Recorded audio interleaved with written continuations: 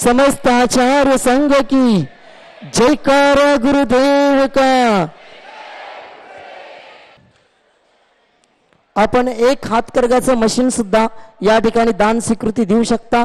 जे हातमागाच्या मशीनची दान स्वीकृती देतील त्यांना सुद्धा या ठिकाणी आचार्यांच्या चरणी श्रीफल चढवण्याची संधी प्राप्त होईल।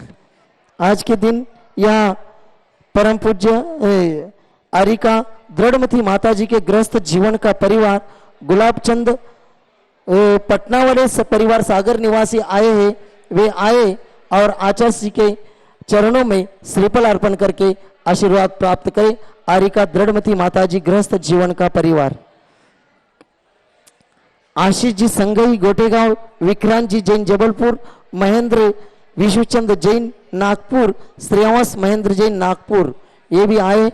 यहाँ में इसमें से नागपुर रामटेक प्रतिभा स्थली के अध्यक्ष वे भी आए और आचार्य जी के चरणों में श्रीफल अर्पण करके आशीर्वाद प्राप्त करें।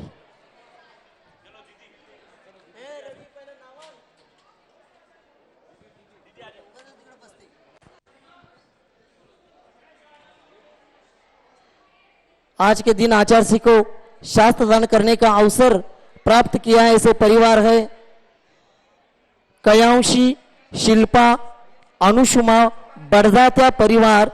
इन्होंने आज के दिन 5,55,555 सॉरी इनको 3 ये नहीं है, ये 5 मनोज जी सेठी, सुधा, अनन्या, दिव्या, अभिव्यक्ति सेठी परिवार मुंबई। इन्होंने आज के दिन 5,05,555 रुपए की कलश की स्वीकृति दिए। वे आए और आचार्य जी को शास्त्र दान करें। हिमांशु, जितेंद्र, सिद्धार्थ, बड़जात्या परिवार मुंबई निवासी, मुंबई ठाणे निवासी। इन्होंने भी 1,11,111 रुपए की एक कलश की स्वीकृति दिए।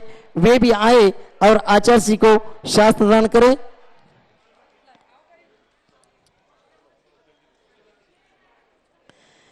उन्मेष वर्धमान आहाळे, नांदेड़ निवासी। इन्होंने भी 1,11,111 रुपए की एक कलश की स्वीकृति दिए। वे भी आए और आचार्य जी को शास्त्र दान करें। आशीष धन्नालाल जी सिंगई, गोटेगांव निवासी। इन्होंने भी 1,11,111 रुपए की एक कलश की स्वीकृति दिए। वे भी आए और आचार्य जी को शास्त्र दान करें। कयांशी, शिल्पा, अनुषुमा, बड़दाता परिवार। इन्होंने 3 हाथकरघा की स्वीकृति दी है। वो भी आए और आचार्य जी को शास्त्र दान करें। शोभा, श्रीमती शोभा पाटोदी, 2 लोग आना है परिवार से। सभी दानदाता परिवार से कृपा करके निवेदन है आप 2 लोग आइए। जिनके श्रीमती अलका रत्नाकर घंटे, अमित अजित घंटे, नांदेड़ निवासी। इन्होंने भी 1,11,111 रुपए की एक कलश की स्वीकृति दिए। वे भी आए और आचार्य जी को शास्त्र दान करें। श्रीमती भागीरथी बाई अंबादासराव, सगळ्यांना पाठवा पट पट पट पट।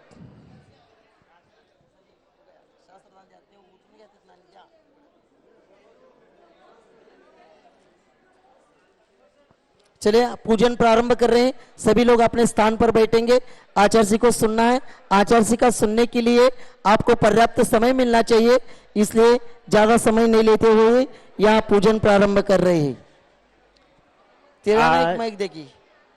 बोलो संत शिरोमणि आचार्य गुरु विद्यासागर मुनि महाराज की, मुनि संघ की। आचार्य श्री के चरणों में झुका रहा अपना माथा, जिनकी जीवन की नवगाथा जय नागम का वह सुधा कलश जो बिखराते हैं गली गली, जिनके दर्शन को पाकर के खिलती मुरझाई हृदय कली। ओम ह्रूम परम पूज्य संत शिरोमणि आचार्य भगवान विद्यासागर जी महामुनिंद्र अत्र अवतर सवष्टिति आह्वान गजाननम् जय हो अत्र तिष्ठतिष्ठोटो स्थापनम् जय हो जय हो अत्र सन्निधोष्ठ स्थापनम् सनदीकरणम् जय हो जय हो जय हो तुम्ही म्हणा संसारिक विषयों में पढ़कर मैंने अपने को भरमाया इस राग द्वेष की वैतरणी से अब तक पार नहीं पाया तब ज्ञान सिंधु के जलकन से भव कालुष धोने आया हूँ आना जाना मिट जाए मेरा यह बंध काटने आया हूँ। ओम रूम परम पूज्य संत शिरोमणी आचार्य भगवान विद्यासागर जी महामुनींद्राय जन्म जरा मृत्युनाशनाय जलम निरूपामिते स्वाहा।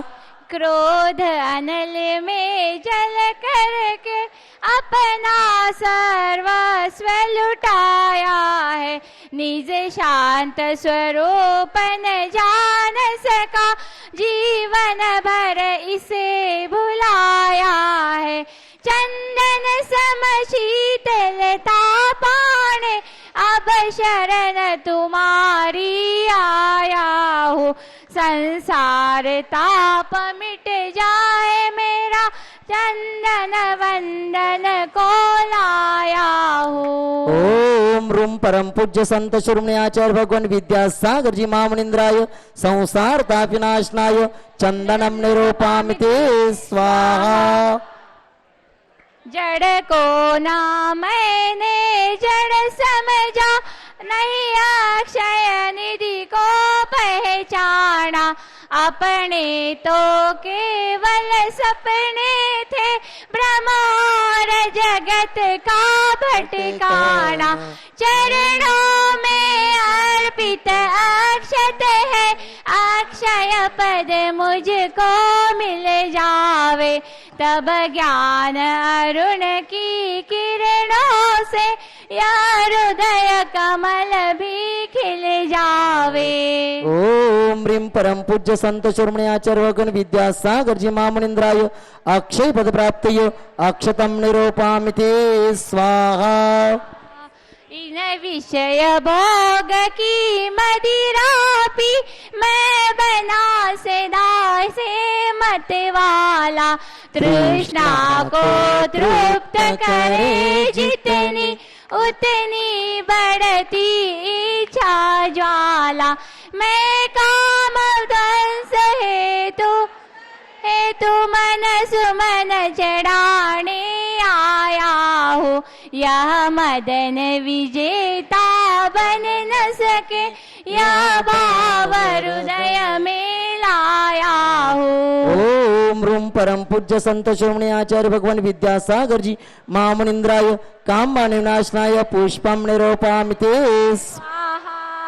इस शुदा रोग की व्यथा कथा भव भव में कहता आया हूँ अति भक्ष अभक्ष भके फिर भी मन तृप्त नहीं कर पाया हूँ नैवेद्य समर्पित करके मैं तृष्णा की भूख भगाऊंगा अब और अधिक ना भटक सकूं यह अंतर बोध जगाऊंगा।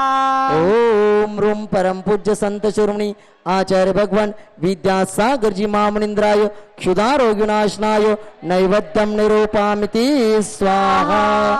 मोहांधकार से व्याकुल हो निज को नहीं मैंने पहचाना मैं राग द्वेष में लिप्त रहा इस हाथ रहा बस पछताना यह दीप समर्पित है मुनिवर मेरा तम दूर भगा देना तुम ज्ञान दीप की बाती से मम अंतर दीप जला देना।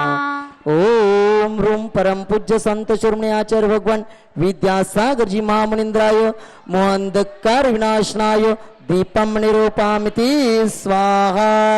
इन अशुभ कर्म ने घेरा है, मैंने अब तक माना था। बस पाप कर्म तज पुण्य, मैं इन्हें जलाने आया हूँ। इसलिए तव चरणों में मैं अब धूप जलाने आया। ओम रूम परम पूज्य संत शिरोमणी आचार्य भगवान विद्यासागर जी महामुनिंद्राय अष्टकर्म धनाय धूपम निरूपामिति स्वाहा। भोगों को इतना भोगा कि खुद को ही भोग बना डाला। साध्य और साधक का अंतर मैंने आज मिटा डाला। मैं चिदानंद में लीन रहूं, पूजा का यह फल पाना है। पाना था जिसके द्वारा वह मिल बैठा, मुझे ठिकाना है। ओम रूम परम पूज्य संत शिरोमणी आचार्य भगवान विद्यासागर जी महामुनिंद्राय महा मोक्ष फल प्राप्तये फलम निरूपामिति स्वाहा। जग के वैभव को पाकर मैं निश दिन कैसा अलमस्त रहा। चारों गतियों की ठोकर को खाने में ही अभ्यस्त रहा। मैं हूँ स्वतंत्र ज्ञाता दृष्टा, मेरा पर से क्या नाता है। कैसे अनर्ग पद पा जाओ, यह ऋण भावना भाता है। ओम रूम परम पूज्य संत शिरोमणी आचार्य भगवान विद्यासागर जी महामुनिंद्राय अनर्घ्य पद प्राप्तये अर्घ्यम निरूपामिति स्वाहा। बाओं की निर्मल सरिता में अवगाहन करने आया हूँ। मेरा सारा दुख दर्द हराया, अर्घ्य भेटने लाया हूँ। हे तपोमूर्ति हे आराधक हे योगीश्वर हे महासन, हे अरुण कामना देख सके युग युग तक आगामी बसंत। ओम रूम परम पूज्य संत शिरोमणी आचार्य भगवान विद्यासागर जी महामुनिंद्राय अनर्घ्य प्राप्त जयमाला पूर्णार्घ्यम निरूपामिति स्वाहा। नमस्तु भगवान नमस्तु नमस्तु नमस्तु। ओम नमः सिद्धेभ्यः, ओम नमः सिद्धेभ्यः, ओम नमः सिद्धेभ्यः। अहिंसा परमो धर्म की आचार्य गुरुवर श्री ज्ञान सागर मुनि महाराज की। जलो परम पूज्य संत शिरोमणी आचार्य भगवान विद्यासागर जी महाराज की, समस्त आचार्य संघ की।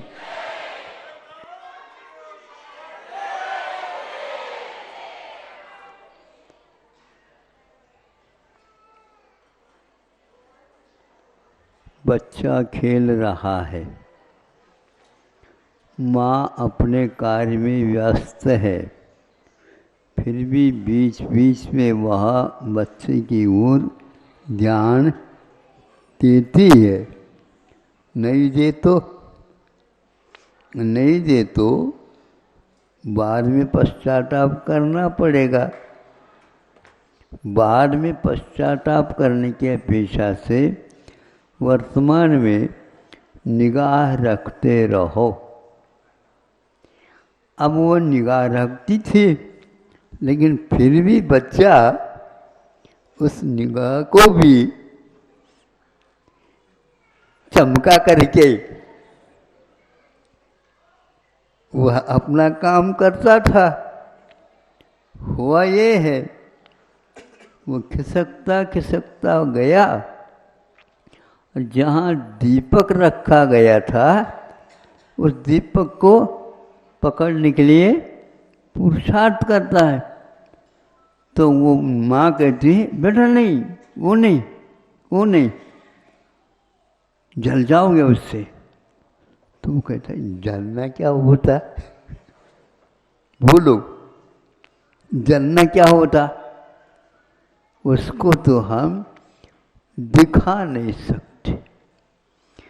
जब वह 3-4 बार ऐसे किया और उसी में थोड़ी सी व्यस्त हो गई वो, और रोटी जल रही तो उसको ठीक कर दिया, तब तक इसने उसको पकड़ ही लिया, निधि मिल गई। एक झलक, 1 सेकंड भी नहीं लगा, उंगलियां जल गई। अब वो आई, उसको देखा, हाँ बेटा दीपक ले ले, खेल इसके साथ। तुम तो अनुभवी हो गए हो।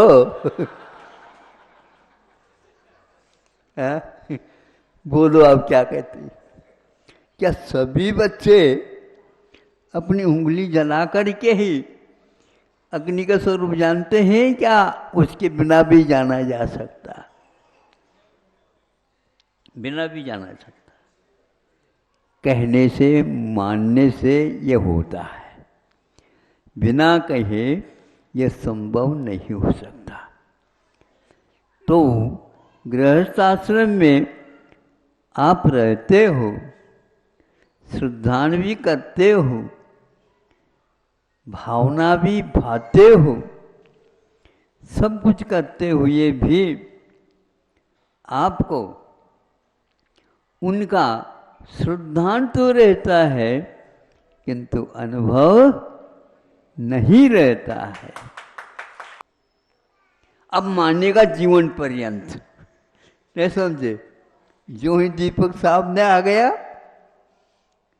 अब खिसकता नहीं हो, पीछे की ओर खिसकता। गाड़ी को जब दिशा बदलना होता है, उस समय आप क्या करते हैं? रिवर्स में गाड़ी ले लेते हैं, फिर इसके ऊपर थोड़ा रिवर्स लेते हैं, फिर बाद में उसको घुमा देते हैं। उसी प्रकार अनुभव को पाने के लिए कुछ त्याग की आवश्यकता पड़ती है, कुछ साहस की आवश्यकता पड़ती है। आपका ज्ञान परोक्ष है और शास्त्रों में इसके लिए कहते हैं अनुभव की बड़ी आवश्यकता है। अनुभव में किसी प्रकार के सिद्धि करने की कोई आवश्यकता नहीं पड़ती, वो तो सिद्ध है, ये तो अनुभव सिद्ध है। डॉक्टर लोग अनुभव के बिना दवाइयों के ऊपर ही अध्ययन यदि करते हैं, उसमें वहाँ इतने निष्णात नहीं होते जितने कि उसके अनुभव करने से। दवाइयों का अनुभव रोग के बिना किया नहीं जाता है। इसलिए आप लोगों को रोग का तो हुआ है, लेकिन औषध का ज्ञान नहीं, और वैद्यों को औषध का ज्ञान तो है, लेकिन उस रोग का अनुभव नहीं। किंतु कालांतर में जब इसका अनुभव शोध किया गया, उसके ऊपर विश्वास करके उसको साक्षात रूप देने के लिए पूछा जाता है, क्यों आज क्या है हाल आपका? डॉक्टर साहब, वैद्य जी महाराज, अब रोजाना यही पूछते हो। यदि हमें पूछ करके आप चिकित्सा करते हो तो हमें बातें तो बता दो, हम कर लेंगे अपने आप। कर लोगी क्या? नहीं, एक दिन में वैद्य नहीं बनते। 50 जब उनके हाथ से मर जाते हैं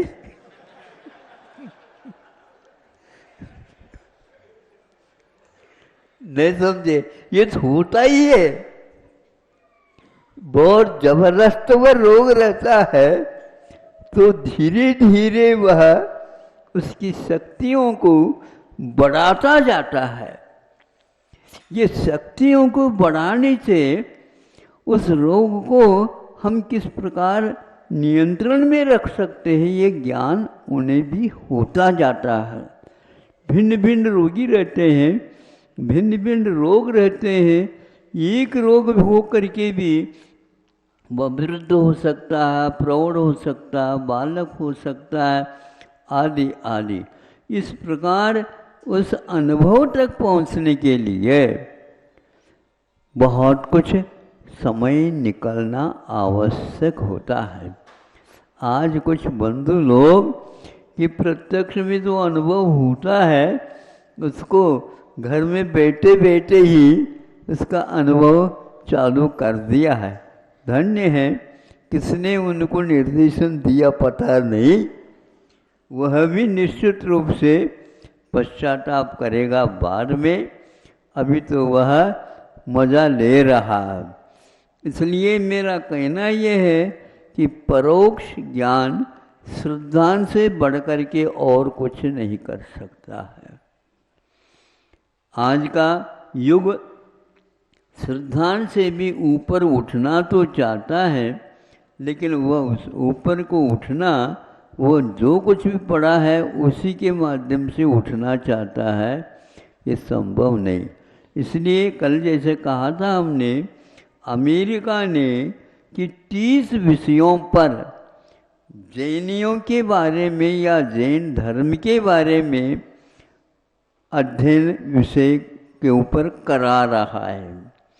अब किंतु उसके साथ साथ उन्होंने एक बिंदु और दी है, वह है अनुसंधान के साथ। तो ये अनुसंधान क्या है, संधान पहले क्या है ये समझ लो, फिर बाद में अनुसंधान समझ में आ जाएगा। यह अनुसंधान एक प्रकार से प्रत्यक्ष की ओर हमें ले जाता है, अथवा उन शक्तियों को साक्षात्कार करने का एक अवसर उसे प्राप्त हो जाता है। आप अपने बच्चों को अनुसंधान के लिए केवल विदेश भेज देते हो, ये ठीक नहीं है। यहाँ के विषय पर वहाँ पर अनुसंधान हो रहा है, नहीं समझे? वहाँ पर होने की कोई आवश्यकता नहीं थी, लेकिन बहुत सारे बच्चे हैं, देश को ही हमें उद्बोधन देना है, तो वहाँ पर उन्होंने खोल करके आपकी गतिविधियों के बारे में वर्तमान ही नहीं, किंतु यह वर्तमान जो आचरण की परंपरा है वह बहुत दूर तक पहुँच जाती है।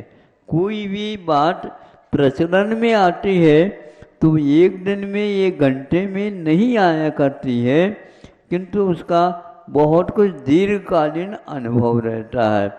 इसलिए कि अनुसंधान सहित ज्ञान को ही महत्व दिया जाना चाहिए। उसके बिना ये सारे जो ग्रंथ हैं, मेरा कहने का यह है कि अनुभव जैसे उस दीपक को छू लिया उस बच्चे ने, उस समय उसको हुआ कि माँ क्यों मना करती थी।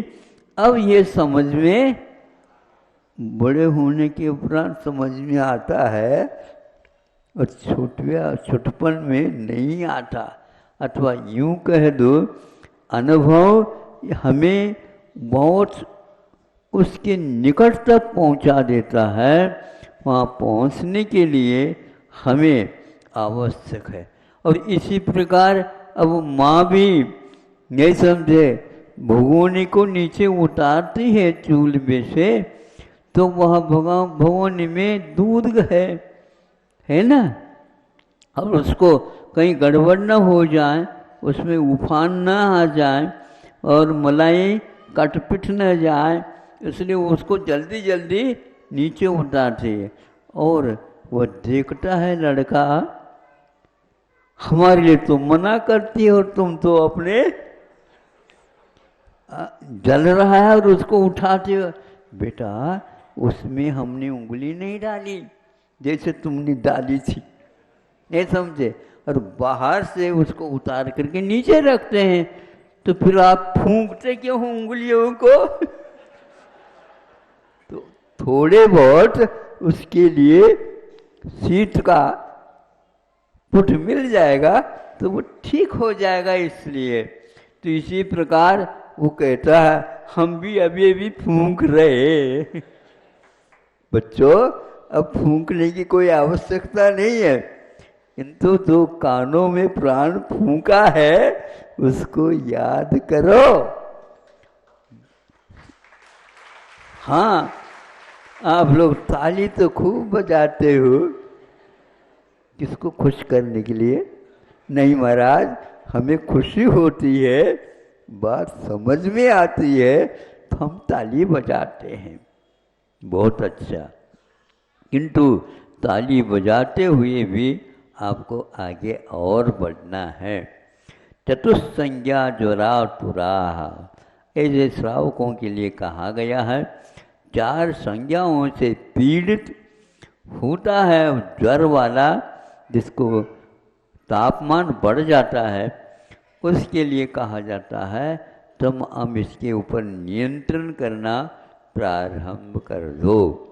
तो सही सही अनुभव तो उसी को होता है। नियंत्रण करने के उपरांत श्रद्धा तक सीमित न रख करके आपको आगे भी बढ़ना है। मोक्ष मार्ग अभी श्रद्धानात्मक ही मात्र नहीं है, किंतु इसके बाद चलने रूप भी वह दिखता है। और जब हम कदम उठाते हैं तब हमें ज्ञात होता है। इतना ही मैं पर्याप्त समझता हूँ। आप लोगों की उंगलियां जल गई हैं, आपको अनुभव प्राप्त हो गया है। इसी प्रकार जीवन में कई प्रकार की आपत्तियां आती हैं। उन आपत्तियों के काल में भी आपको अपने हाथ को फूंक फूंक करके शांत बना करके उसको सहन करने की आवश्यकता है। आती है क्या? नहीं? बताओ महाराज, क्या बताएं? हैं? किसकी क्या बात कर रहे हो? क्या बताएं? हम ही जानते महाराज। तो हमें जानना नहीं है, लेकिन जो आपको अनुभव हो रहा उसके कारण को मैं बताना चाह रहा हूँ। यह आपने स्वीकार किया है? बताओ, स्वयं स्वीकार किए हैं कि नहीं? गृहस्थ आश्रम को स्वीकार किए हैं ना? किया है तो उसको अंत तक निर्वाह करो। रो नहीं, वो तो रोना तो आता है महाराज, आपको ज्ञात नहीं है, हमें ज्ञात करना ही नहीं है। आपके चेहरे बता रहे हैं। महाराज आप कैसे जानते हो? आप जान चुके हो, अनुभव कर रहे हो, हम तो बच गए।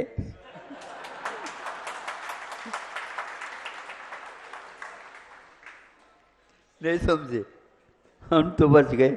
अब आपको भी बचाने के लिए हम उपाय बता रहे हैं, किसी को कहियो नहीं। सभी कथा एक सी है और एक से एक बढ़ करके है।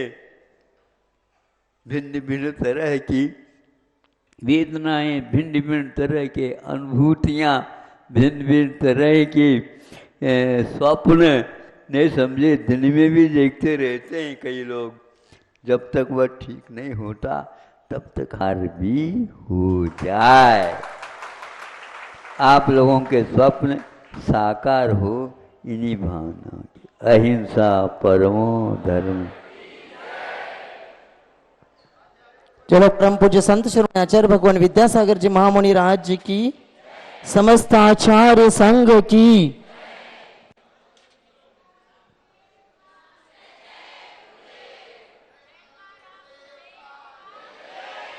आइन समय पर 16 पहन करके चौके में नहीं जाएंगे। आचार्यश्री मंदिराकडे जात आहेत। मंदिराकडे जाताना त्यांना रस्ता व्यवस्थित करून द्या। रस्त्याच्या दोन्ही कडेला राहून तुम्ही दर्शन करू शकता, परंतु आचार्यश्री चालत असताना त्यांच्या पायाला हात लावायचा कोणी प्रयत्न करू नका। कृपया आचार्यश्री चालत असताना त्यांच्या पायाला हात लावण्याचा कोणी प्रयत्न करू नका. रस्त्याच्या दोन्ही कडेला राहून आपण व्यवस्थित दर्शन करू शकता.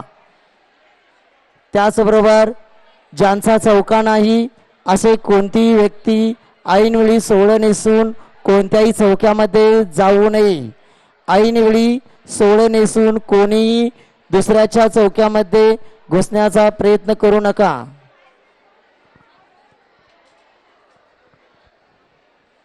आहारानंतर पण आचारसंहिता थोडा वेळ येऊन बसत असतात.